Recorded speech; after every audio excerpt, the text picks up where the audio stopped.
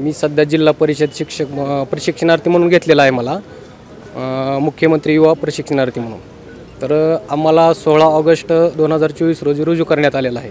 परंतु आमचं 1च महिन्याचं पेमेंट झालेलं आहे आणि त्याच्यानंतर आता 4 महिने आमचा कार्यकाल होत आलेला आहे, परंतु आमचं पेमेंट अजून पडलेलं नाही. आणि सर्व जे सुशिक्षित बेकार आहेत ते ह्याच्यामध्ये रुजू झालेले असून त्यांच्या सर्व त्या 10,000वरतीच चालत आहे घरभार. ह्याच्यामध्ये काही जण लहान मुलांचे पण म्हणजे प्रशिक्षणार्थी म्हणून लागलेले आहेत, जे की ते सुशिक्षित बेकार होते.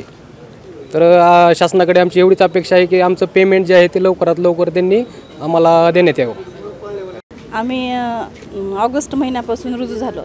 हा आमचा 5वा महिना चालू आहे, म्हणजे 5 महिने झाले, 4.5 महिने झाले. आम्हाला 1 महिना राहिलेला आहे.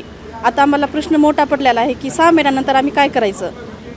या प्रश्नावर त्यांनी विचार करावा आणि 6 महिन्याचं त्यांनी 11 महिने आम्हाला करून द्यावं, एवढी मागणी आहे. आम्ही युवा प्रशिक्षणार्थ मुख्यमंत्री योजनेतून शिक्षक या पदावर कार्यरत आहे इथं धाराशिवमध्येच. गेली 3-4 महिने झाला आम्ही काम करतो, पण आम्हाला 1-1.5 महिन्याचाच पगार मिळाला आहे. शासनाने जी पगार दिली ती थोडी आहे, पण ती तरी वेळेवर द्यावी अशी आशा आहे आमची. आणि आमच्या आशाच्या पल्लवीत केल्यात की रोजगार देऊन त्या तशाच पुढं कायम राहाव्यात, म्हणजे आमचा कार्यकाल वाढवावा एवढीच अपेक्षा आहे. एबीपी माझा, उघडा डोळे बघा नीट.